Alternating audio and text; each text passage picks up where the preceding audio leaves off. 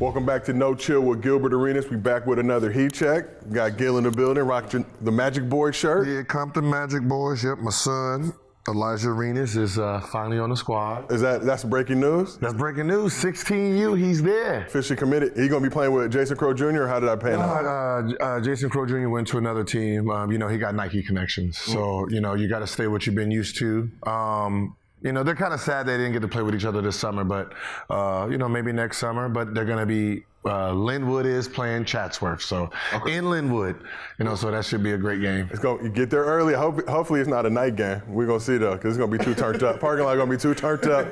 Hopefully not a night game. I'm excited to see that. I'll be there. Hopefully they ain't charging $20 for parking either. And I hope, hey, man, this Big Baller brand, man. It's a Big Baller brand. Charge a hundo. And you happy Elijah kept it in the Adidas family? Yeah. That's, you try to keep everything in the family, especially since I have a relationship with Adidas. I know they're going to take care of them because they take care of me. So, they take care of me too. So so it's one of those things where, Nike, doing Nike stuff wasn't really in my best interest, me personally. That's just me. But, if later down the line, he goes to a Nike school. That's none of my problem. I went to Arizona. You know what I mean? So, once it gets past a certain age, and he makes his own decisions after that. All right. Well, the NBA playoff hunt is heating up, so we got a lot to get into. First, we're going to start with these Los Angeles Lakers. We got to stay here in LA. LeBron James made his triumphant return to the team after missing exactly 30 days, 13 straight games. Disappointing loss to the Bulls. We'll just say that. But after the game, LeBron had some interesting things to say about the foot injury. He said he went to see a couple of doctors. They suggested that he get season-ending surgery. Then he went to the LeBron James of feet, as he put it, or the LeBron James of feet, foot, whatever he said. And he suggested that LeBron not get that surgery. Okay. He could play. So from your perspective, obviously you played in the league, dealing with injuries. What do you think about LeBron not getting that season-ending surgery to come back with the Lakers? You have to listen to your body, which he's going to do. Back in the day, whatever the team doctor told us, that's what we went with. So, it's great to see these guys going outside of what the team is doing and getting their own opinions, getting their own expertise. And, obviously he played last night, so getting in the season surgery, that what he did was the correct move. Not getting it. Oh, we're going to say, he still got some more games to play. Looked a little rusty, as to be expected when you take a month off. So how hard is it dealing with an injury like that, taking that time, especially in the midst of a playoff hunt, end of the season, guys are locked in, really trying to get into playoff mode. How hard is that for a guy like LeBron to sit out that much time and now try to ramp it up and come back for these last 7 games? It's hard for any high-level player, any player. Any athlete, period. You take time off because you can't duplicate. You can't, no matter how you stretch your body, what you do to extremes, you can't duplicate the real thing because the real thing has a player on it that's going to be pushing the limits too. So, scoring 19 last night off the bench, he did well. But just the high-level player being on the court, he's a threat. And you have to game plan for him. So just him being there should have given them the chances of winning. So we got to talk about one of the more unfortunate moments in the game. Late in the fourth quarter, I think the Lakers were down 8. Pat Bev hits the bucket on LeBron, hits him with the extra spicy too small. So Pat Bev, as we all know, generational troll, will literally go in the Hall of Fame of trolls. But when you look at the NBA now, who's a bigger villain, Pat Bev or Dillon Brooks?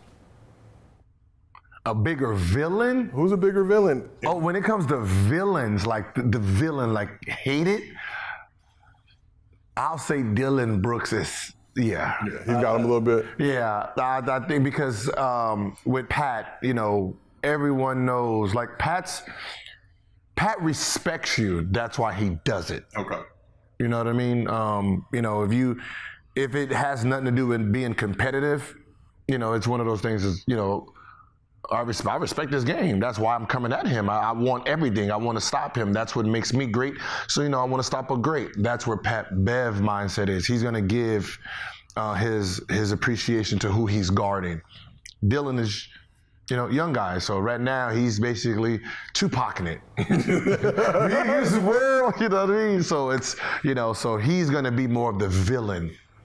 Okay, so he's a bigger villain. He's a bigger villain. Pat probably better troll, I would say. Yes. Much better. Way better.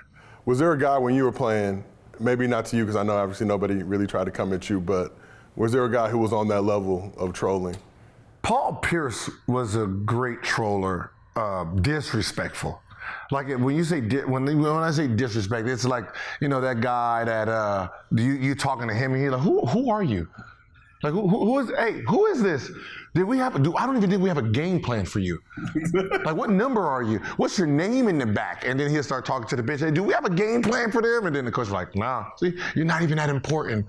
But why are you? And he does stuff like that, and that just like, oh man, I feel bad for young fella. So I guess a lot of people, they know Paul more from later stages of his career, the Draymond situation, but what you're telling me, he had that coming to him because in his heyday he was giving it to him. So what Draymond did to him is what Paul Pierce did to everyone. They just didn't have the cameras there to catch it. Okay. All right, so let's talk about these Lakers. So Lakers 10-6 since the All-Star break. Appreciate you, Rob Pelinka, for pulling off one of the better trades in recent memory for this squad. 10-6 number as of this taping was, I think, good enough for 8th best in the league with that record. Obviously trying to overcome that 2-10 start. Right now, 9th seed in the playoffs, but that thing is jam-packed. It's anybody's guess how it's going to turn out. But I'm asking you, in your expert opinion, Gil, do you think, and you got to stand on it right now, that the Lakers will make the playoffs? Listen, expert opinion. Expert enough? Yes. Okay. Yes. With the magic above, yes, the Lakers will be in the playoffs. The NBA thrives when the Lakers are in something. All right? There's no NIT here. They can't go to the CBI? They can't make their own tournament to try and get a chip? No. Mm-hmm. Ooh, the NBA should try that. Try what? Huh? Same thing. Have a lower division of playoff going on with the weak teams.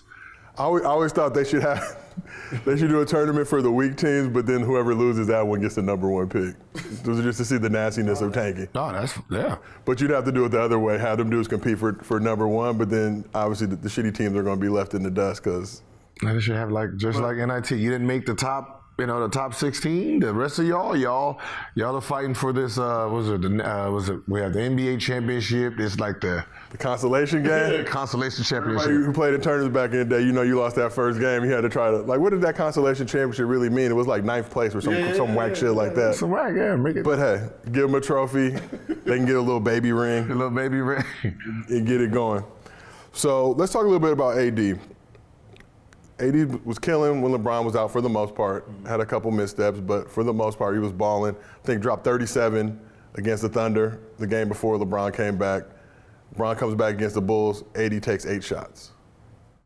Doesn't make sense because he comes off the bench too.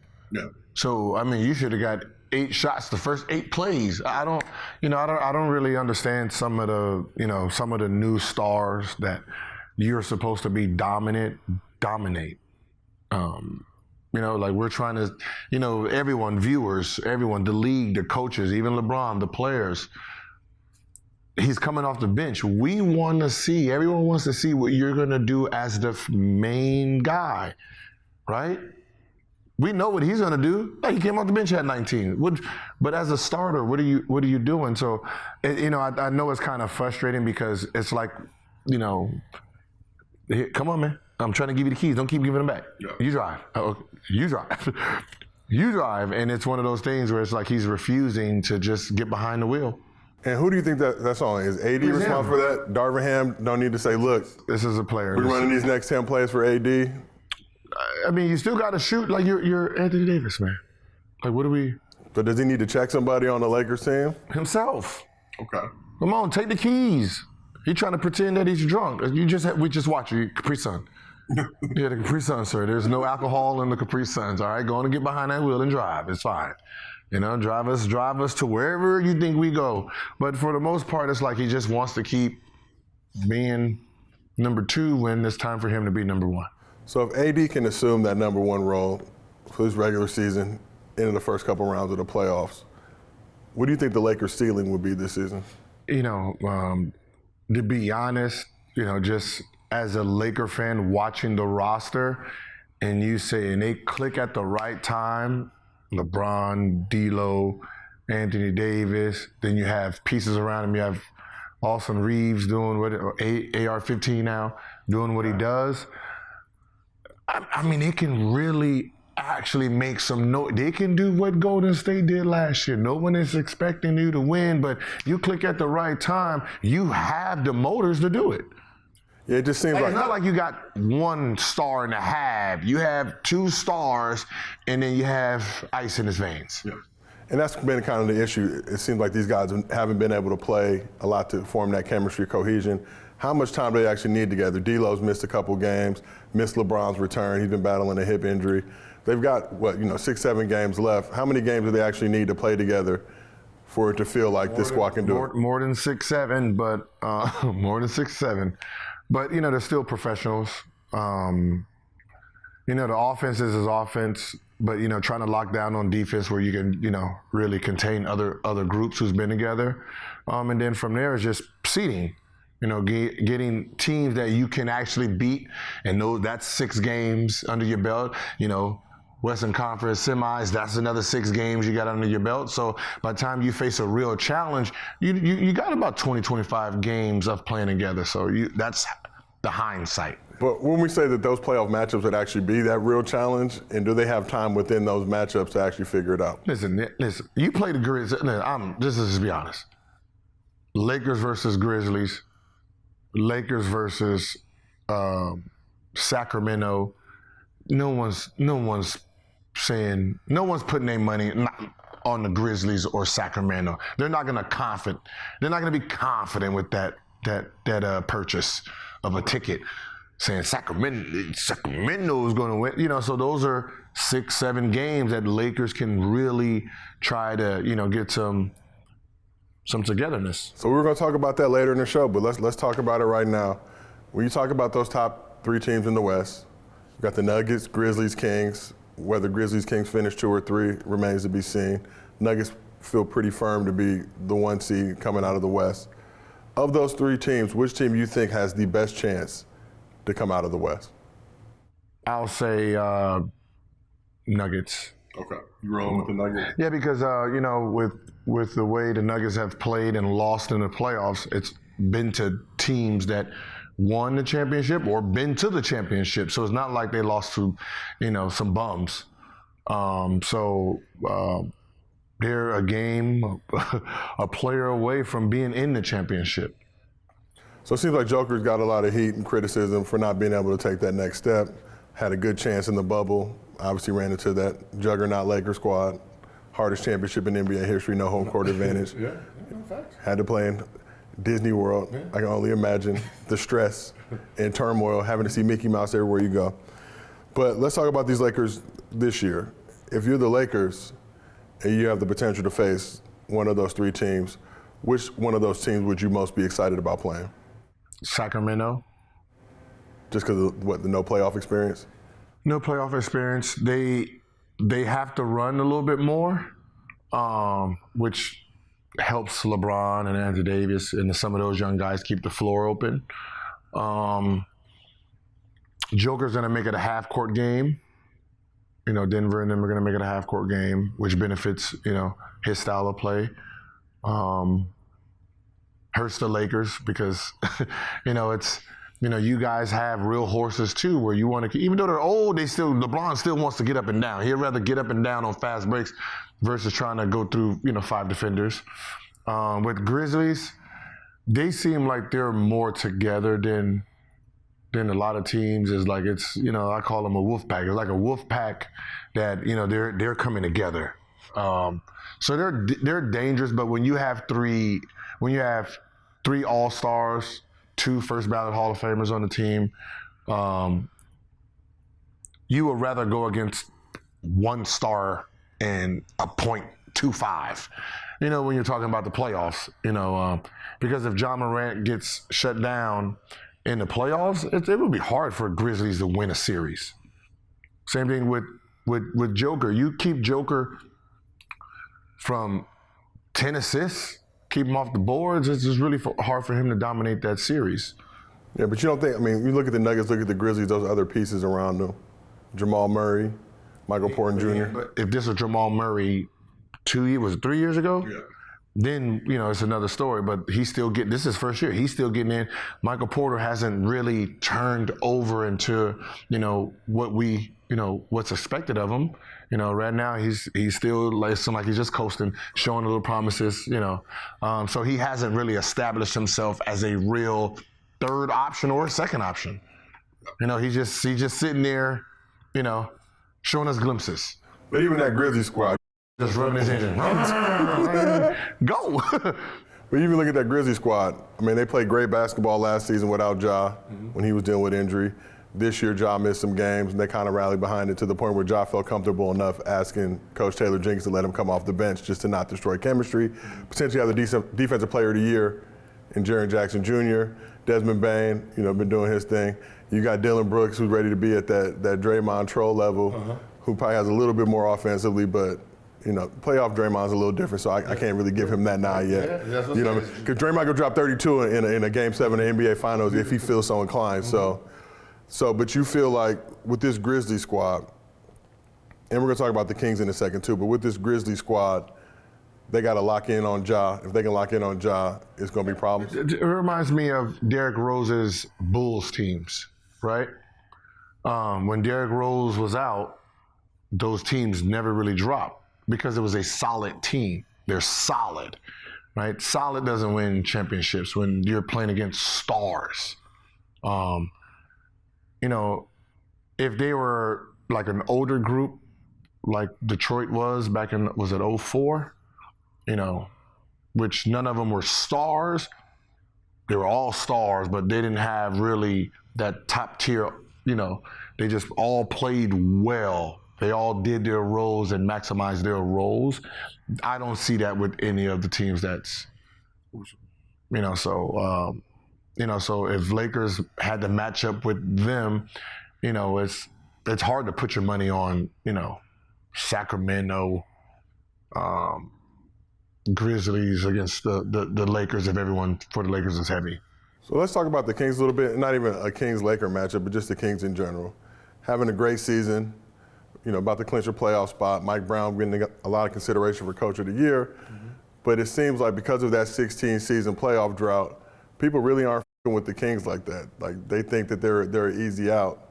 But do you think there's a world where they could surprise some people and make a run in the playoffs? It's all who you match up with in the playoffs. I'm pretty sure in hindsight they would think we want to play the Lakers. No, you don't. You don't want to play against LeBron getting every call. You don't want to play against Anthony Davis getting every call. Like, that's not who you want to play with as a first time making the playoffs. You think Fox, you're going to get calls? Sabonis, you think you're going to get calls against them too? You look like no different than OKC when they had to face Miami. And James Harden trying to come down getting those fouls. If they don't call it, you just look silly. With Sack, you would rather play Timberwolves. You'd rather play someone like that who has no ref power, still young too, right? And those are the type of matchups you want. You don't want Phoenix Suns. Yeah, for sure. No, you don't want Golden State Warriors. But does anybody really want the Suns or the Warriors? No. So the reason that people are saying, we don't think you're going to win first round is because we're looking at who you might match up with. Suns, Warriors, Lakers, you don't want that first round. You don't want that first round being who you are because the benefit goes to the other team. Let's keep this thing in the West. We're going to talk about another team that is interesting, them Dallas Mavericks. After the Kyrie trade, Mavs were fourth in the West. Now they're out of the playoff mix. As of this taping, they lost 7 of their last 9. Here's the thing. They came into Staples Center. I'll never call it Crypto.com Arena unless I'm off of edible and forget. Kleiber hit that game-winning 3. Things look like they were trending in the right direction for that squad. I was watching. Proceeded. Look at you. Sweet life. I lost $100 to one of my kids. My daughter, actually. So since then, they've lost 4 straight games, including losing 2 games in a row to the Hornets, and shout out to Dennis Smith Jr. for staying solid and getting some revenge on his former squad. So, again, we look at that Kyrie Luka experiment. I think they're 7-13 as a team since the trade. I want to say Kyrie and Luka are 3-8 in games they play together. Outside looking in as of this taping right now, not even in the play-in, will the Mavs make the playoffs? You know, it's so hard when teams are really fighting for the playoffs. You know, it's hard to make in-season trades and actually be good. Like, when you're talking about in-season trades, you're not talking about main players. You're never talking about stars. In-season trades is, no one's expecting to come back. I know Dallas was, we get Kyrie, will be, but you throw all the training camp, all of that out the window, and you're saying middle of season, make it work. It's hard. I didn't care about how the team success was going to happen. I just want to know if those two can play on the same court together, which they have been playing on the same court. You can see they're holding back, which that's what stars will do, try to figure out, but no one else is, it's like one of those things where, same thing with Anthony Davis, right? LeBron comes back, you go back into your shell. Same thing with the rest of the Mavs. You guys are going in a shell because Kyrie came there. Like, no, you guys, those guys have figured the thing out. So does Kyrie need to cater to Luka, or does Kyrie need to say, look, I won championships, I made finals runs, let me show you the way? I don't think neither needs to cater to each other. They're playing off of each other. It's everyone else. It's everyone else who's suffering because they don't know how to play with the two. They know how to play one. Okay, we got one here, and then, then my spacing, I can go here. Now I can't go there because Kyrie's there. So where do I go now? That's what ends up happening. So we've seen some interesting things in the past few weeks. You got Luka saying that he's not having as much fun, enjoy playing the game. Kyrie having an issue with Mavs fans booing him. So pretend like you're Jason Kidd for a second, and you get the opportunity to work with this roster and salvage this season. How do you fix the Mavs? Sometimes, you think making the playoffs is going to heal, right? You're Dallas, you're booing Kyrie because of what? Because you guys are not winning? Okay. Well, good for you guys. He's gone. Right? And he's gone. So that's, you ain't got to worry about that in the next, y'all keep that shit up. Y'all can make the season go by a little bit faster, 7 more games. You ain't even got to worry about no playoffs. And, it's like trying to find a scapegoat. Like, oh, it's Kyrie's fault that we didn't make the playoffs. Because before he came, we was in 4th spot. And since he came here, look at us now. It's easy to do that. Not realizing that at the end of the season, after playoffs, everyone's turning it up and it's time to play. And you guys have new players. Right? You guys have new players. Everyone else is, same thing. Lakers ain't really popping since the new trade. Was it 10-6? 10-6 is solid, though, for how this league has been looking. Yeah. That's the 8th best record, yeah. But I'm just saying, 10-6, the way that you go and look at each of the conference, especially in the West, I think the best streak is 7-3. It's a lot of 6-4, 5-5s. Like most of those teams, but I'm saying this, no one makes in-season trades that actually, it's hard. So, what's going on with Dallas that's typical. For a trade of that type of player, that is typical. So if you're Kyrie, and we talk about this often, but free agency is on the horizon, do you trust this Mavs team to put the right pieces in place to make this squad successful? I think he's revved up. Yeah, I mean, you think you're gonna let's see. You think if you was at UCLA and every time you got on the court, they booed you. You ain't thinking about the portal? Yeah, if we had the portal in those days, I would have downgraded. What's the record? Let me go ahead and get the out of here. Westwood is all good and shit until I come into it. So I don't, now that you're booing them, I don't see him staying. So that brings me to my next question. If you're the Mavs, Kyrie, what his track record's been like the past few years, leaving Boston, wanting to leave the Nets. Why would you make that trade? Free up money. Okay. Listen, everyone's not here to win championships. Sometimes you got to sacrifice pieces to put yourself in a better position. You got rid of some weight. Probably has some years on those contracts to get Kyrie. Kyrie leaves. Now you have all this roster money and space to go actually make better deals. So it looks to me, knowing somebody like Mark Cuban and how he plays chess, it looks like a great chess move. I don't think his long-term plan was to keep Kyrie. Wow. I think it was just to offload some contracts that that was going to sit on his one more year, 1 year. Now he got rid of all of that, and he's going to have all this money this summer. Which is reasonable, but you make that trade, you're in the 4th spot in the West. You tell me you bring Kyrie and you're not expecting to elevate that team. You're not going to get to the top spot, 3rd, 2nd. Not if I know he's going to leave anyway.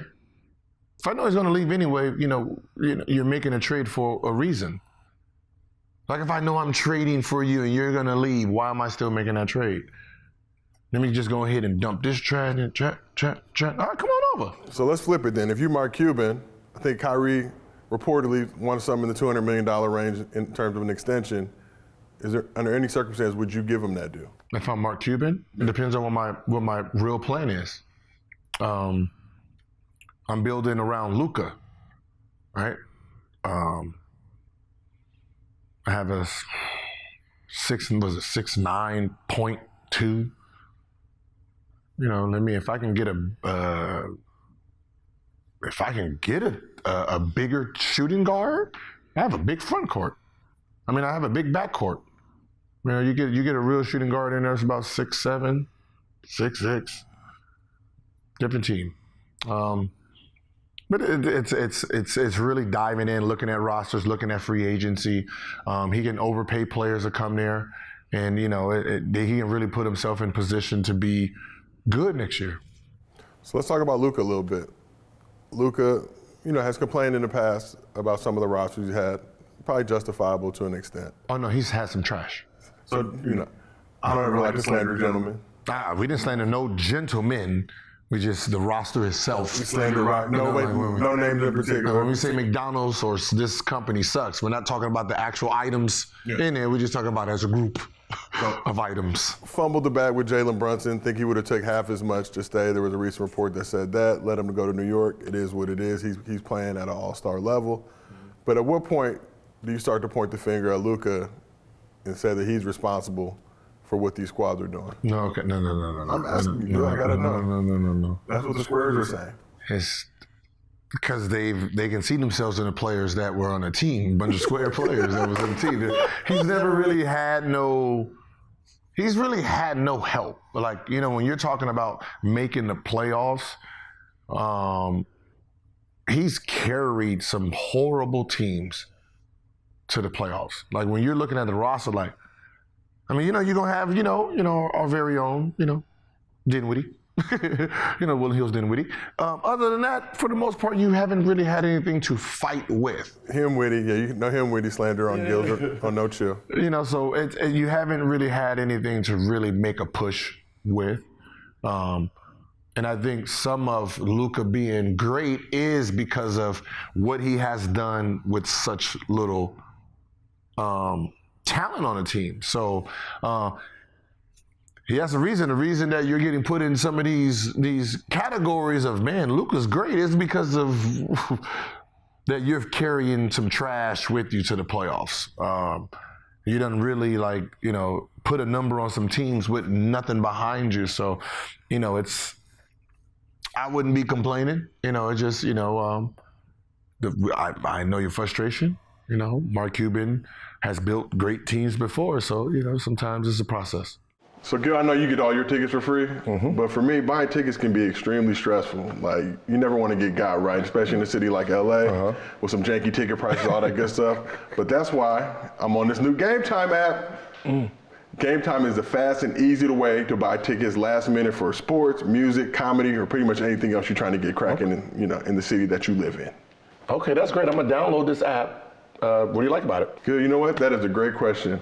What I like about Game Time, well, they got flash deals and last-minute tickets, and they have the lowest price guaranteed. So you know what that means? If you find tickets in the same section and row for less, they will credit you 110% to your account. I don't need that 100%, I need that 110%. And they do it. Gil, Game Time is a place for last-minute ticket deals, and it's the fastest-growing ticketing app in the country. I bet you didn't know that. I didn't. Okay, now you do. Now you got to get on it. I need you to go ahead and download the Game Time app, create an account. You can use code NOCHILL, and they'll give you $20 off your first order. $20 whole dollars, Gil. $20 whole dollars. That's a lot for you still. I know you big baller, but that 20 is key. I'm not gonna lie. And for all you at home, download Game Time today. Last-minute tickets, lowest price, guaranteed. And I already signed mine up. Get that 20, let's go. Yes, sir. Let's go see Drake. All right, let's talk about Kyrie just quick. During the Mavs-Hornets game, fan allegedly said something reckless to Kyrie. Kyrie had that fan ejected. This seems like recently in the past few years, we've seen Kyrie do it. We've seen Draymond do it in Milwaukee over the Jordan Poole incident. Seen LeBron do it with courtside Karen. But it seems like a kind of a newer phenomenon. Like, were you guys getting fans ejected back in your day? No. Like, didn't even know that was possible. Did a fan ever say something to you, Gil, where you were like, yo, get the out of here? Yes. So Every day, anything you can think. It's fans. Like, I've never been on the side of a player when he gets a fan rejected. I've never been with the players on that because it's their job. It's their job to irritate the opponent coming in. That is the job of a fan, a super fan or whatever you want. Like, you got people at home that's trying to talk to you, wiping the screen. That's the fan of a job. They think they're part of the game and that you're coming into their home, not yours, theirs, coming into their city, their home, in their environment, and you can't take the heat and you got to kick them out because they're saying something that you don't like. I didn't never even, like, why are you listening to a fan? Like, right? It's usually you're getting your ass kicked. It's usually happening when you get your ass kicked, right? You're getting your ass kicked, you playing horrible. You hear everything when you're playing bad. Oh, you hear, your mama this. You hear all of that when you're playing. When I'm scoring 40, you think I heard a fan say anything when I was scoring 60, 45, 55? No.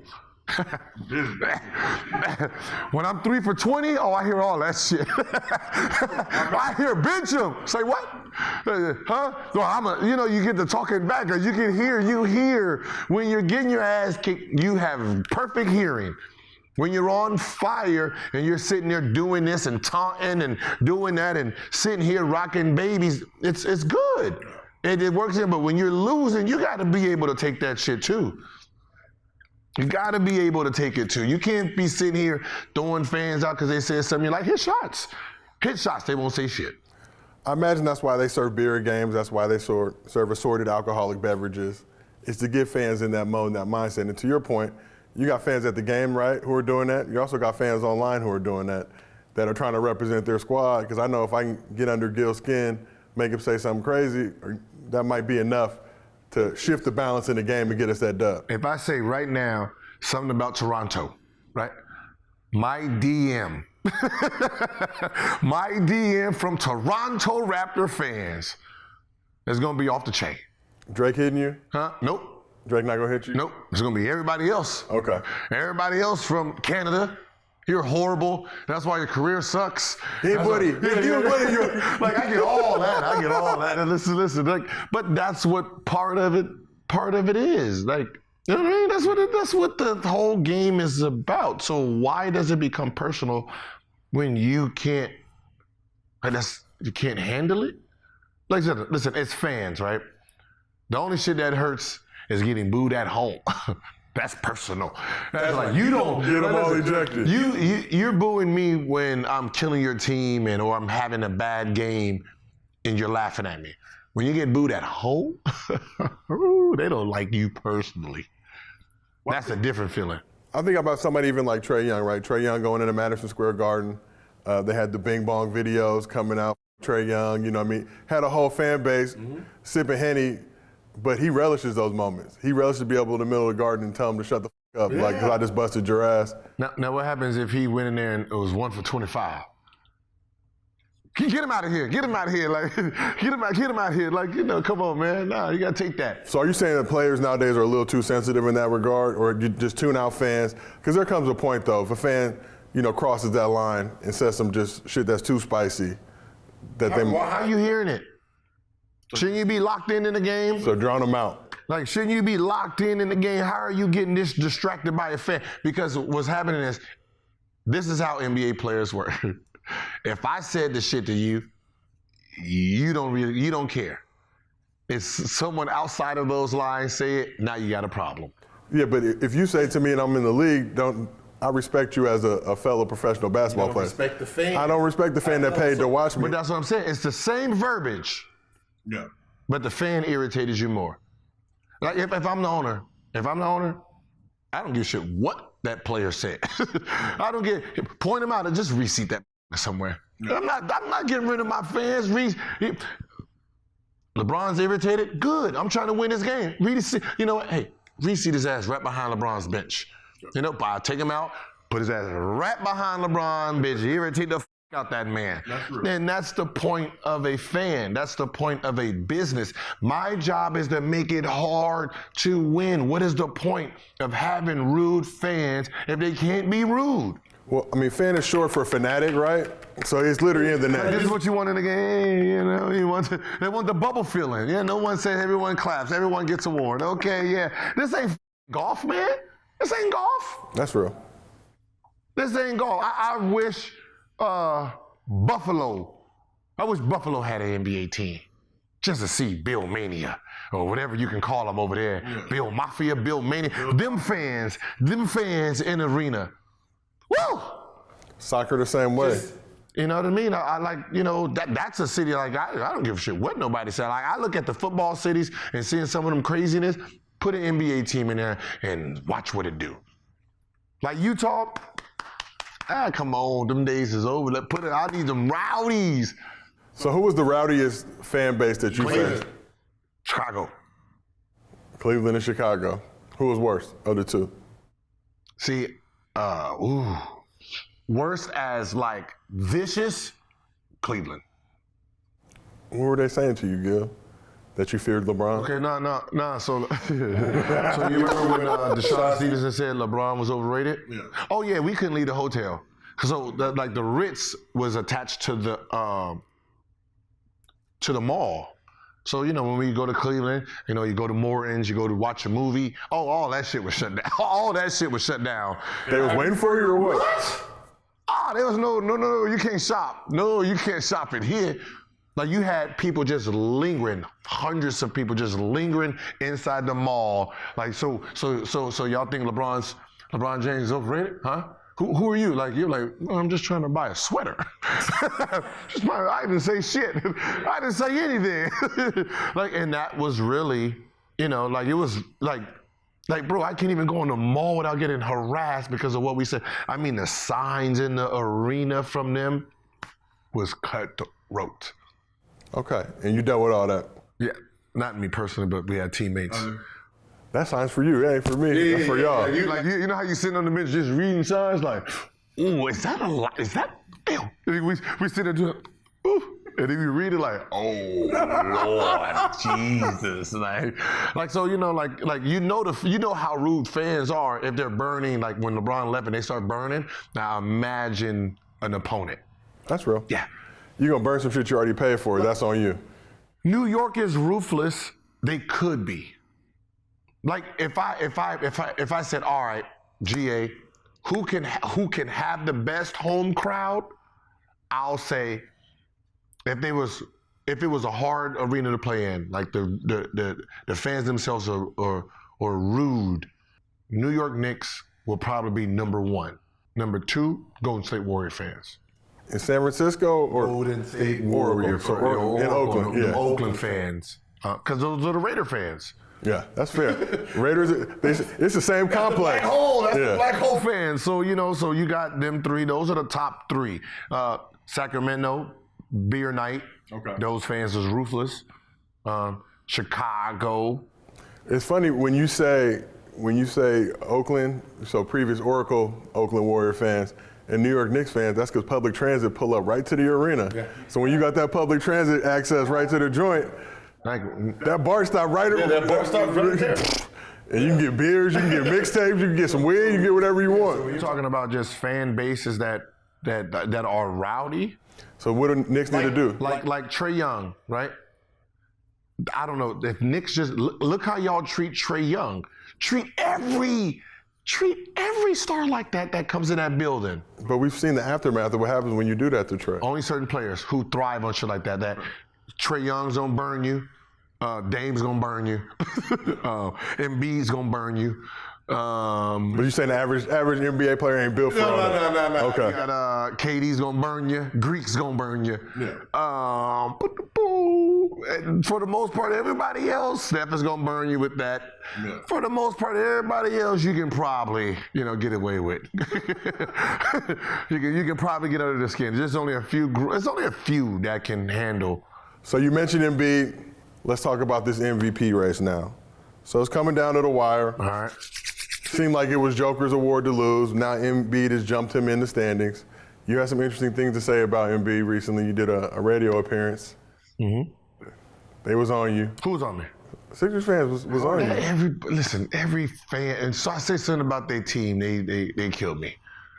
So Embiid right now is the favorite in Vegas. That's how we base everything on, who people are putting their money on. Mm-hmm. Do you really think that Embiid has passed Jokic for the MVP this season? Stats. I need stats. Embiid leading the league in scoring. He did it last year too, right? Yep. Yeah. Okay. So now Team is third in the East. Okay, third in the East. They bumped up from last year, fourth. Giannis is close though. Yeah. Jokic, less points, but rebounds and assists are looking wavy. This is how I valued it. Right. I said, all right. Now, I can't be biased on what y'all did last year. When I'm talking about y'all, I'm talking about media. What y'all did last year, right? What you did last year was Joker was 6th, and you guys gave him the MVP, all right? So now, that's what I have to base this year off of. He was 6th last year. But 6 with that roster. With that roster. Okay. Last year. Different roster this year though. One player added, a couple players added, right? Okay. But what you did was he's number 1 now. With being number 1, his scoring went down a little bit because of all the new pieces. His assist goes up, his winning goes up. So he actually took a step forward, right? He took a step forward. So from 6th MVP to 1 with, adding, triple-double. Embiid went up 2 points. He averaged 31 last year. He's averaging 33. Rebounds went down. He went from, 4th spot, 5th to 3rd. And I'm saying, where's the quantum? There's no quantum leap with him. Right? He's doing exactly what he did last year. 2 less rebounds, 2 more points. Okay? So it's like, I can just say he's here. So if he was 2nd in the racing last year, you're right here. You haven't actually made no jump. But potentially all defense this season. Okay. Better defensive rating? Okay, now Giannis, where did they rank last year? Giannis is the one that, I'm a Bucks panderer, and I'm trying to get you on this Bucks train. So Giannis went up, 1.5 points, some extra rebounds. He's number 1. So, and I think the minutes factored in. Embiid's playing a few more minutes than Giannis is per game. But what I'm saying is, you have to try to justify Embiid over Giannis first, right? With his team being number 1. Now, if we said the records, right? And we're just going to say, base it off of just pure performance or who's the better player? Who's the better player? Embiid. Is better than Joker and Giannis. Yes. As a natural player, yes. Who plays harder? Giannis. So who uses more of their ability? Joker. So of those 3, you got to pick a team you got to pick one of them to start a team around. Giannis. So that becomes my issue in all these debates. No, the reason I say Giannis is I know 1,000% if I have to play 82 games, Giannis is going to play all 82 games to the best of his ability. Yeah. Right? If he's able. He's missed a few games. No, but what I'm saying is when he's in the game, you know he's going 1,000 miles an hour. He's going to play. You're going to get the best of what he can do. Joker, same thing. He's going to maximize what he can do out there. Even though he has the least of the ability, he's going to maximize his ability. Now, Embiid's problem is you're the most gifted of the three, naturally. You're the most gifted of the three. You're going to come to play when you're mad. Right? So, yeah, you know, Joker's MVP. When I play him, I'm going to score 46, 6, and 12. And that's exactly what you do. Why you don't just do that every game?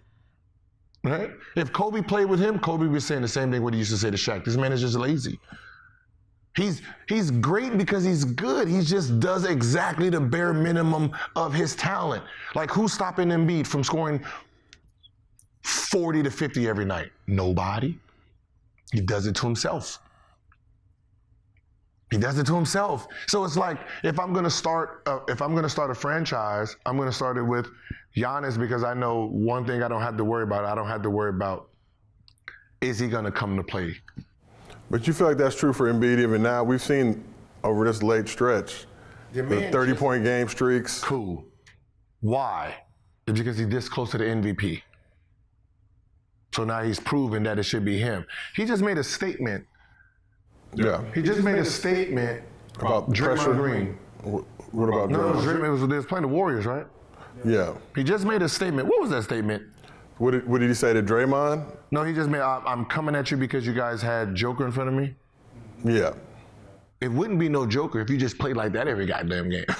You know what I mean? It wouldn't be no Joker. You're the most talented out of the group.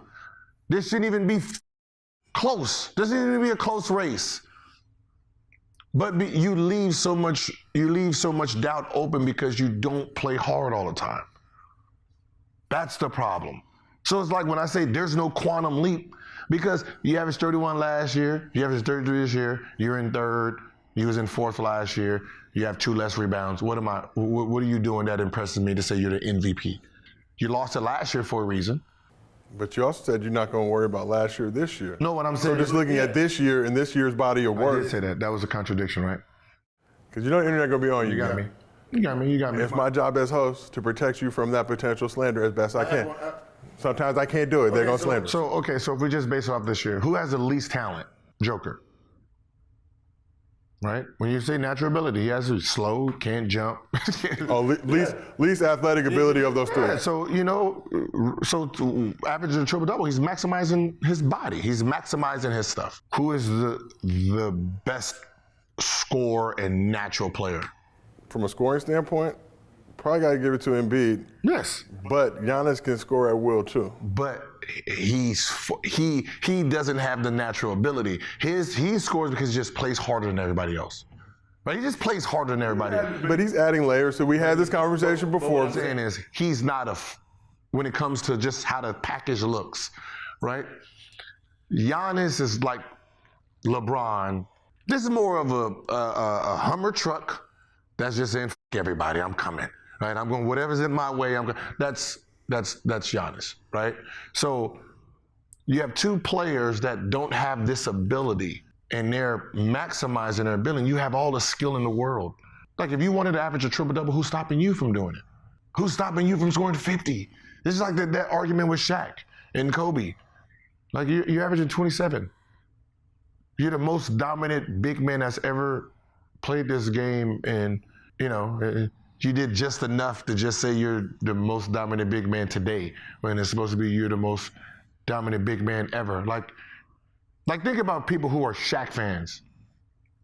Just to not hear him in the top 5 or top 3 as greatest all time should be irritating.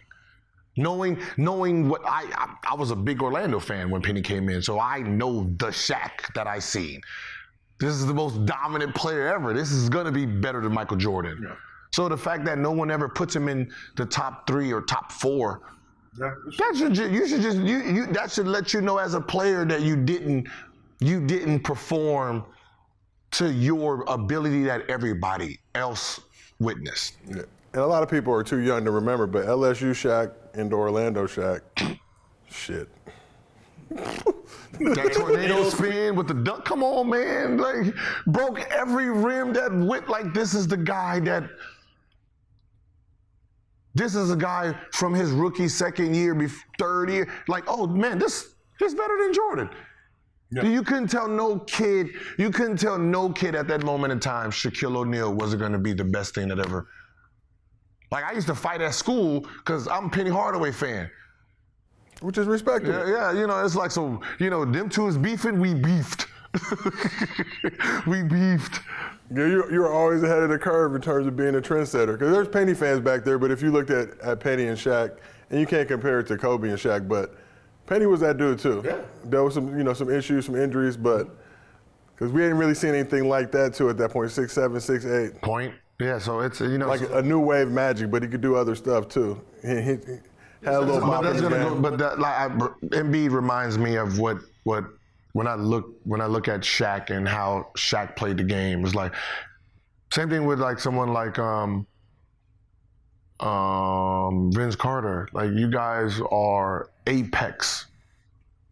You guys are apex. Like, when you thinking about apex, you're thinking about destruction. Why aren't you guys destroyed? Like, if you gave Kobe Bryant Vince Carter's natural ability, what the f do we got? what the hell do we have here? Right? What the hell? If you gave Giannis Embiid scoring ability and natural ability, what do we have here? And that's how I personally look at it. Like, yeah, you guys are not maximizing the shit you guys do because it's so easy. So when it's all said and done, and it's the last question, who's the NBA MVP this season? Understanding the 68 percenters. Does Jokic is he averaging a triple-double? We'll say if he's not actually averaging a triple-double, then it doesn't look sexy to me anymore. It only looks sexy. So if it's 9-9, it's not sexy as it's not. No, I know. That 19 is never as sexy as 20 when you're a hoopy back in the day. Sexy comes because it's a triple-double, which means he will be the first big man to ever do it. That is a sexy thing to, like, if I'm a voter, it's going to be hard for me to say, well, I understand a guard because a guard passes the ball. All they have to do is just focus on rebounding. The fact that this big man is actually passing like he's a guard, that is not athletic, it's going to be hard for me not to vote Joker. But if Joker don't have a actual triple-double, in my mind, it's only between Embiid and Giannis. So it got to be 10. We can't round it. Can it be 9.6 or higher? 9.6 ain't no triple-double. We can't round up? They don't round up. They don't round up. When it goes to the Big O only has, what, 1 or 2? You got one. The rest had, what, 4 or whatever it is? So shit. You know, there was times where 11 and then 9.9. Like, that hurts. You know, so it's between, if he doesn't have a triple-double, it's between Embiid and Giannis. And Giannis is number 1, and he has a 1.5 increase. You know, one has a full 2. It's whoever wins, the other 2 are going to be jaded. Oh, for sure. Jaded. It's like, you know, it's like that dunk contest with Gordon and Zach. You know, it's like, I'm sorry. I'm sorry. But I don't know if we talked about it, but I know the coach made a great point. But the point is really this. The real point of it is you should be able to big up somebody without tearing somebody else down. Right? You should be able to big up Embiid without tearing down jokers. Yeah. And I think Mike Malone said that. I do that shit, right? You know, I'm trying to make a point about my player. I'm tearing you down. But that's fandom in general, right? We're not gonna they both great, they both deserve MVP. Something's gonna have to differentiate, and if you're on one side, you're gonna think the other side's hating and vice versa. So there's no way really around that in NBA discourse. Now, is it toxic? Yeah, but when has the league not been toxic? Yeah, but so like we all do it, and he didn't say it, but he's trying to say, yo, can you please, if you like Embiid, bring him up. You don't got to tear down Joker and say he don't do this, he don't do that, he don't do this. Like, that's not part of it. Give everybody their flowers. Say he's good. Okay, he deserves it. He's good. I get it. I really do. I understand. I guess my question for you though, when has it ever been like that though? Never. Because everyone We're magnifying it now. We live in this social media world where you see everything 24/7. Shit's been going on since the beginning of time. Yeah, but it's frustrating because you compare, like when you really want to be fair. When we're talking about fairness, and when people talk about being unbiased, right? The real true way of being unbiased is don't talk about anybody's flaws. Don't talk about anybody's flaws. Just say what they're great at, what they're great at doing. And that's usually what we do with the LeBron and Kobe and LeBron debate. We don't we attribute one's greatness and then we try to figure out the dirt on the other one. Versus just saying, all right, let's talk about all their greatnesses. What did they do? And then judge it from there, right? But that's not what we do. Like me right now, since this is the last part of the show, Jordan's back number 2. All right, I'm sorry. Ladies and gentlemen, we got him back. No, Jordan's back number 2. LeBron is number 1. And this is going to be a crazy comparison, but hopefully people will get it. But you got, Christians who big up Jesus, right? You got Muslims who big up Allah. Both gods, both men of peace. Literally fought holy wars over that shit to say my God's better than your God. Yep. So we're talking about basketball on a much smaller scale. They're not going to just be like, oh, your God's good too. Yeah. It's like, no, my God's better than yours. Like, it's like if it's not better, they're both great. That's what I'm saying. And you'd hope you see that, but we're not rational human beings. And we can't do that with religion. That's supposed to be based on peace and love and all this other shit. No, we're going to war, y'all. We're trying to kill y'all because you like a different God than me. We can't expect that on a much smaller scale in basketball where, hey, my favorite player is Embiid, your favorite player is Giannis, your favorite player is Joker. Oh, but Giannis is killer. But I think at the end of the day, it is toxic, but the fact that those guys are all getting mentioned with each other means that they are deserving of being in this conversation, right? You know what I mean? I just, we just need to just keep it. Same thing with LeBron, Kobe, MJ. No, MJ's number 2 now. But what I'm saying is when you get into these beefs discussions, and I've gotten older in life, because it used to be, I'm going at these dudes, wars, battles, whatever. But now, like, your goes Kobe, more power to you. Your goes MJ, more power to you. I'm rolling with LeBron. I don't need to sit here and say this, that, whatever. Well, that's usually not supposed to be like. Because we can get spicy if we want to. And I can go on here. I got something for each one of y'all guys, just like you got something for my guy. But we always want to try to prove why ours is better. Yeah, that's for all sure. of this. Hey, listen, all you Jordan fans out there, because we got some Jordan people back here too. Listen, the reason that Jordan is number 2 now, it's just one reason. It's a selfish reason on my part. But I don't think no one ever factors this in. He picked the worst number 1 pick ever. That right there should at least take away 2 rings and 2 scoring titles. If you add the factor in that he picked Kwame Brown as the number 1 pick and we see the turnout of that human being, that right there should let you know Jordan's decision making should be questioned at this point. So, Bron, you're back number 1 until you become a general manager and you pick somebody worse than Kwame Brown. Yeah, I knew you was gonna go here. Big ball of prayer. I want no part of this being. LeBron takes no L's. I'm a man of peace and tranquility. Keep me off the YouTube lives. I'm a family man, would be at the crib. But that is our show for the day. We appreciate y'all pulling up and tapping in with us. We'll be back with more very soon.